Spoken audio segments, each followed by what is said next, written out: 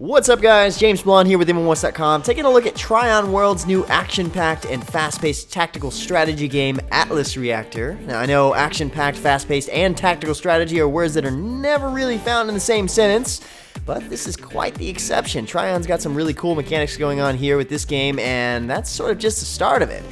Plus, I've got to say, it's really nice to see some new ideas in a time of so many replicas. The game saw some great success in its alpha and open alpha testing, which was going on not too long ago. Now the game is in closed beta, offering even more to players, so it's time to take a look. Let's get to it. Prepare to be impressed.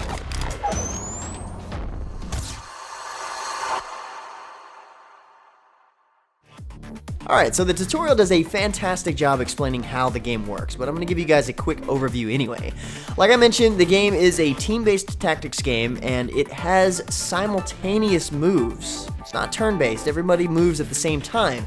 Instead, players plan out their moves ahead, and then it all plays out. So the gameplay is actually set up in two different modes. You've got decision mode. This is where you implement your tactics based on the 4 phases, which I'll get to in a minute, and resolution mode, which is where your actions play out all at the same time.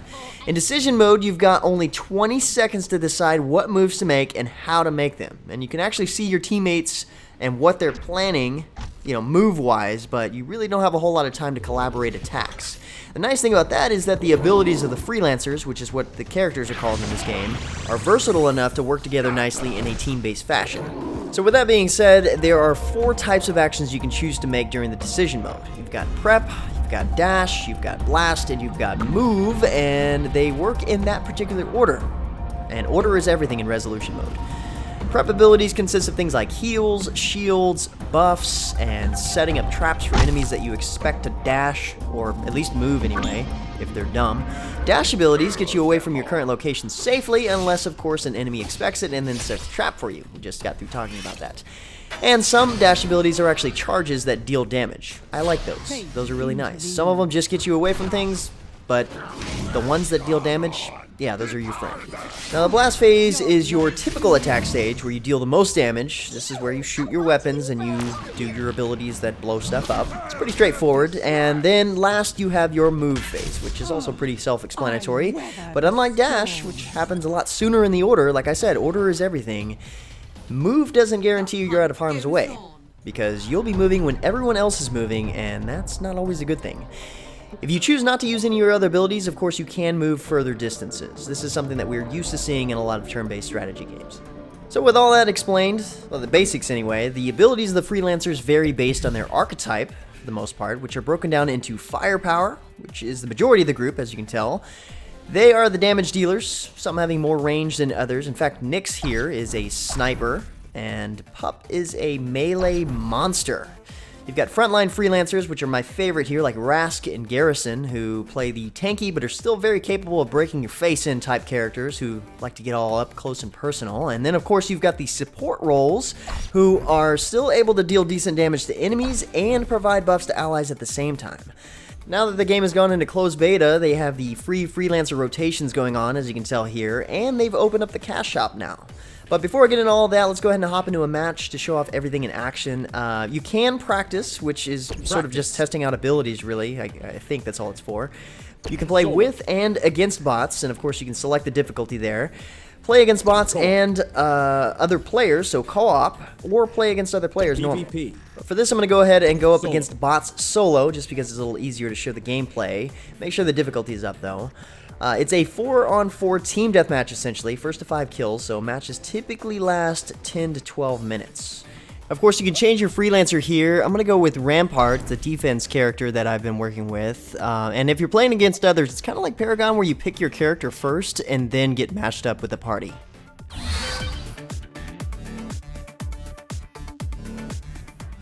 Alright, so as of now, and I'm sure there'll be plenty more later, there are 2 maps you can play on. This is Flyaway Freighter. The other one's called Cloudspire, which is basically like the top of a really nice building.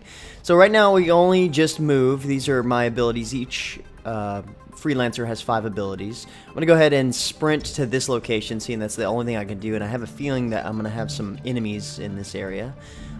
Meanwhile, I can kind of show you the hotkeys. You can move WASD, it moves the camera around. Of course, you can scroll on the sides just like that. You can use Q and E to rotate, zoom all the way up into your characters, which is pretty cool. So for a turn-based strategy game, the graphics and the level of detail are pretty nice, especially when you get into some of the animations.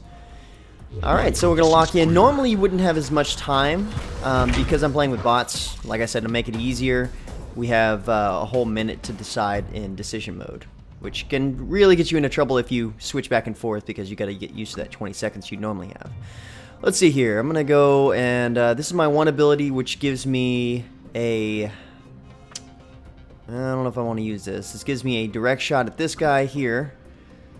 I can block him. So we do have quite a few people. I'm going to go ahead and do that. So my 2 is a block. It's a shield.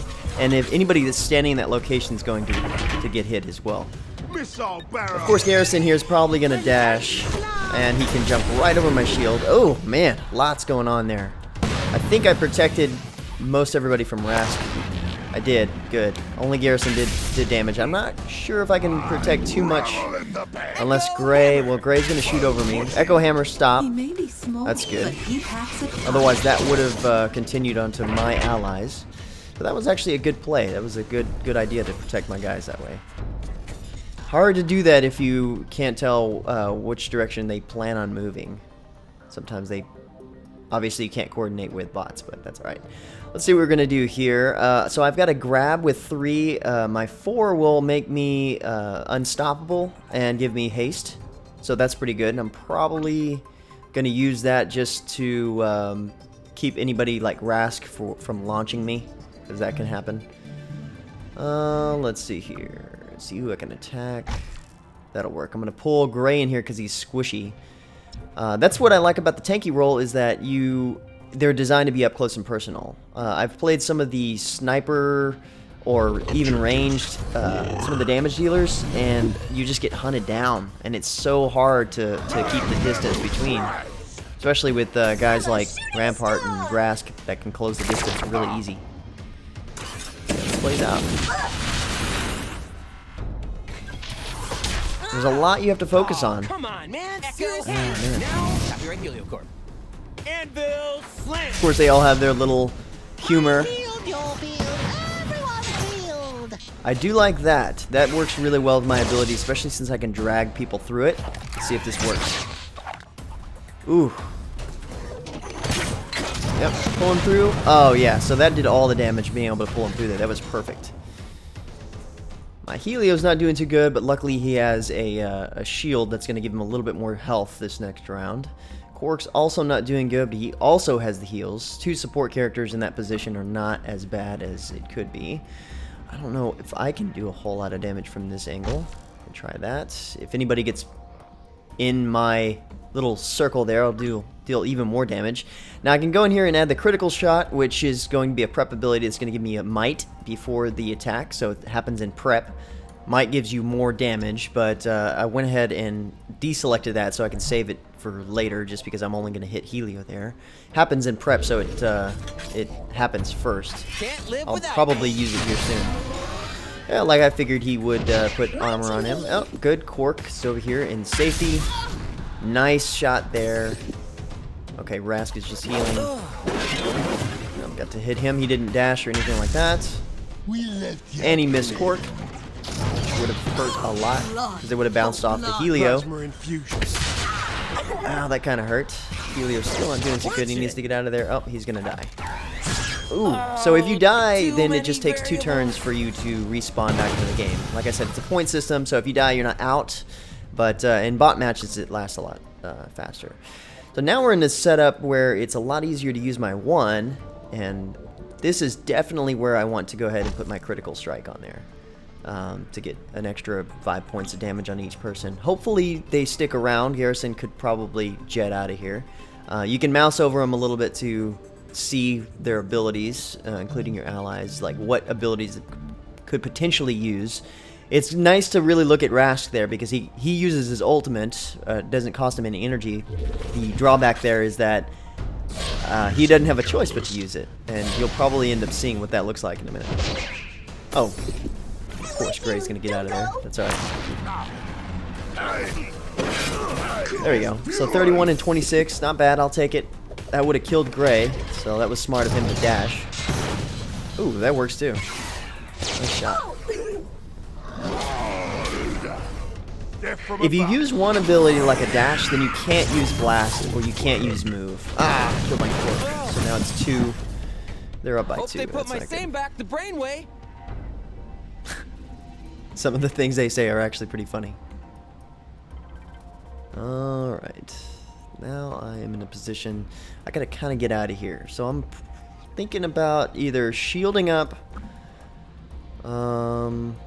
which will push them, keep me from getting hit, or I can warp out of there. But I don't know if I should do this, because I can't really reach the health.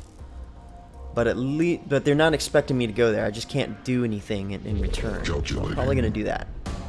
Barrier built. If somebody were to get behind me with my shield, it would have not saved me. So I kind of want to make sure that I'm out of harm's way. And where I teleported, especially since it's earlier on in the phase, I think I'm going to be safe. Oh. I'm still good. Yeah, see, so I dodged this ulti. Like I said, Rask doesn't have a choice but to use that, but that was a great place for him to use it.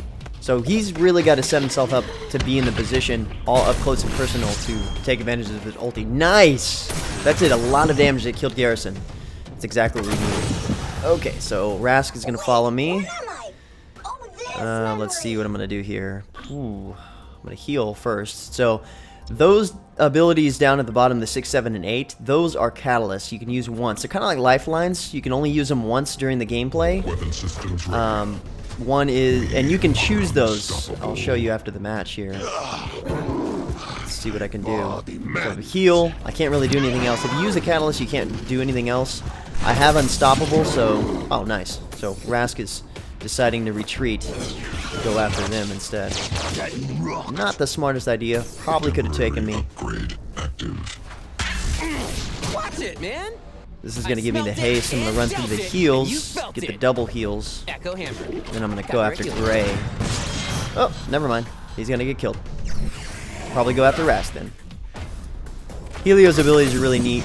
He's got like a black hole type of thing that sucks them towards the where he wants them, whether it's an ally or himself. So now I can't really help, but I got the heals, but I can't really do any moves. So I've got my ultimate ready.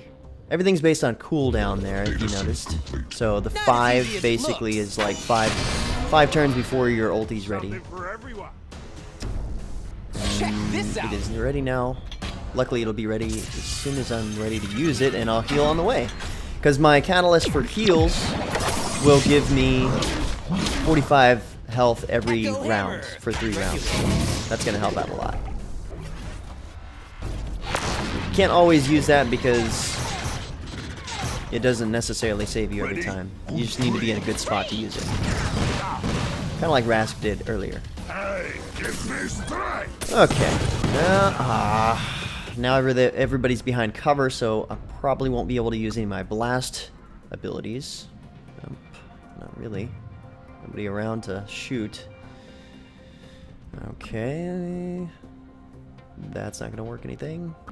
One of the cool things about my ultimate is it's a dash, so it happens early on, and then it's a turnaround and block. So that's pretty cool. Ultimates kind of varied based on who they are. Most of them are in blast phase, so you know, you have to wait it out. Some of them are in prep phase, like Helio's ultimate is in prep. So their abilities, it can vary on what phase they're in. That's kind of a neat aspect of the character builds. Well, I guess I'm just going to have to move, but try to be in a position to where I am beneficial next round. Let's try this. So support's going to have a lot of prep, whether it's heal or buffs. You, Mark II. That Rask is done.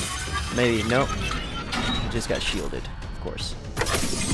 Yikes! Oh, that helped. Our Helio fought back.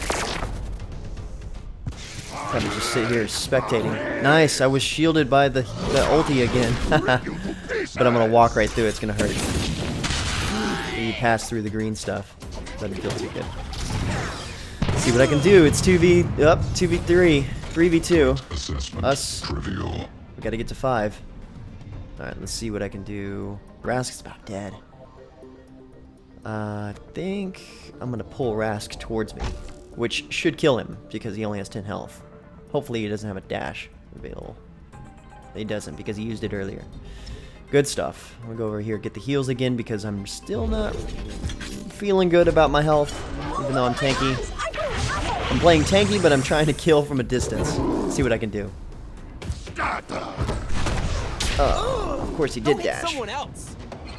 Didn't realize he was going to. But that's alright. That's alright. Double the pleasure. Garrison is actually in the spot that I targeted for my grab, so I'm going to pull Garrison into this as well, which is going to be good. Rask is still not doing good, nor am I. Oh, 10 health. Pull him in here. Get in now. So that did 25 damage, not too bad. I'm going to get out of here and get the health. Alright. Helios not doing too good. Okay, but now I can probably use my ultimate and protect everybody. Not so much Helio, but at least I can definitely kill Rask because it's a dash. Rask is done. Hopefully. Who's your favorite inventor? He's probably gonna get a buff. A black hole in a bubble? But almost kill him. Shields Haha, he's got 4 health. Somebody's gonna kill him. Cork can kill him. Ooh, he doesn't die first. Let's see if we can get Gremolitions. Yeah! That was his ulti right there. That definitely killed him. Even though he's still alive right now. The reason being is because you stay alive until you do your blast phase. So if you have a move in the chamber, it's going to happen still. No thanks, Helio. I don't really want any of your black hole stuff. So I definitely don't have enough health to deal with that. Best thing to do, let's see. Can't really dash out anywhere fast enough, so I need to block. That's the only thing I can do. Helio's probably going to hammer me to death, so let's do that. And then hide on one of these stealth pads. Probably a good idea. That way it confuses them to where I actually am. And then I'll move around there. So they're going to have to guess if they see me go there, they don't know which one I go on. So they'll just have to guess which match. activated. Let's see what happens. Oh, that's a cool ulti too. Gave all the heals. Demolitions, not bad. Pretty good for ranged. I think I like Gremolitions a little better than Nyx, the sniper. Garrison's gonna heal. Good choice. Even though he's the enemy. Nobody there to hurt, so. Let's see what happens. Getting out. Move out. Alright. Okay, really don't have a whole lot to do here. Just one ability. Like I said, everything's on cooldown, so this is just basically all I have. You always have at least your regular basic attack, essentially what that is. So, I'm going to attack from stealth. Hopefully nobody's going to attack me. And then I guess I can either move into stealth, but that's not going to really put me in a position to attack. So, I'm going to go ahead. We only need one more kill, so I'm going to go ahead and put myself in a position to, I guess, line myself up for attack. Nice. Demolition's owning it this round. Added a little kick. And he body blocked for me. That's pretty good. Because that would have hurt a lot. Ooh, those mines. Cool thing about that ability for Gremolitions is he can use that and a blast ability, because that's more of like a prep. I smelt it and dealt it, and you felt it. That's kind of gross, in fact. Killed Garrison, and we're good actually. That's it. You win. Nice. So that's basically how a match goes. So yeah, hopefully that gives you an idea. The game is actually action-packed. That's how a simultaneous move system works. Got quite a bit of XP there, and I've got a decent amount of ISO, not a whole lot. You can do daily quests to increase this or get a GG boost. Not too bad. 3 takedowns, 1 death blow, 0 deaths. That's kind of what I like with the tanky character. But there's still a little bit more I'd like to show you guys. There's customization in the game. You've got some really nice skins and color swaps that you can unlock either by leveling up for the color options, like you can see here. You get them at various levels. They look pretty good. Or you can purchase the skins in the cash shop, like you would in a typical MOBA game. Also looks really cool. There's one for Rask that looks awesome. Beyond that, you can change your character's ability slightly with modifications, which changes the bonus stats of the ability one way or the other. And the way you unlock these is by doing a currency exchange from ISO, which is the in-game currency for the game, gained by playing and winning, as you just saw, or completing dailies, things such as playing 4 games with different freelancers. It gives you a decent amount of ISO for doing these, and they're pretty easy to do. Not quite enough to unlock freelancers. I think I only have enough to unlock one, but yeah, you can also swap out your catalysts, which are those bonus active abilities that act as lifelines. You can customize that according to your playstyle, so that's nice as well. And then you also have the cool taunts that I was talking about. Target impalement imminent. You can't stop me. These you unlock with actual cash currency, but they're all really good. And as far as the other items in the cash shop, you can purchase GG boosts that provide you a bonus to the ISO and XP you earn during the match.